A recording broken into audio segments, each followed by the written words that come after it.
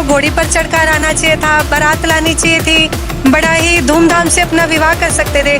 तो हमने दहेज मुक्त विवाह किया है। सर इतना सिंपल विवाह क्यों चुना आपने अपना?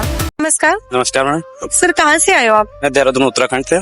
देहरादून से? बड़ी दूर से आए हो आज आप। घोड़ी पर चढ़कर आना चाहिए था, बारात लानी चाहिए थी, बड़ा ही धूमधाम से अपना विवाह कर सकते थे। तो सर इतना सिंपल विवाह क्यों चुना आपने अपना? मैम देखो, आपकी जो बात सही है वो बिल्कुल सही है। आज की जो जनरेशन है वो धूमधाम से ही कर रही है और घोड़े पे चढ़ के ही आती है। लेकिन जो ये आधुनिक ज्ञान है, जो हमारे गुरु जी है संत रामपाल महाराज जी, ये उनके ज्ञान का ही असर है कि जो आज हमने दहेज मुक्त विवाह किया है।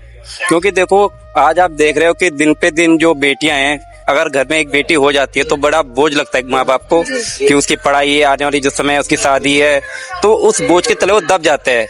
लेकिन जो हमारे संत रामपाल महाराज जी कहते हैं कि भाई ये आपने नहीं करना है, केवल आपने सिंपल विवाह करना है। देखो, जोड़े तो ऊपर से बन के आते हैं मालिक की जैसे, लेकिन मिलना यहाँ होता है। लेकिन हम ये आडंबर कर रहे हैं, ये हमें बिल्कुल नहीं करना है। तो इस ज्ञान, जो परमात्मा ज्ञान है, उसके आधार से हमने आज बिल्कुल सिंपल विवाह किया मालिक की जैसे। कुछ भी दहेज नहीं लिया, 1 रुपए का भी? ना 1 रुपया हमने दिया है, ना 1 रुपया इनसे लिया है। केवल ये सिंपल विवाह है।